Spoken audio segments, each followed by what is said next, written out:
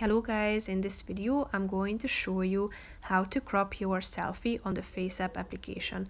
But first I just want to mention, don't forget to subscribe to my channel because at 10,000 subscribers I am going to show you my whole YouTube revenue statistics and growth strategy, how to make money online. Now let's jump into it. First of all, open the app on your phone.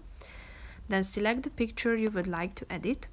Slide to the right side of the screen until you find the crop button. Click on it. And here you should drag one of the corners and position it in order to fit the frame. You can also tilt it by using the slide down below and contrast it.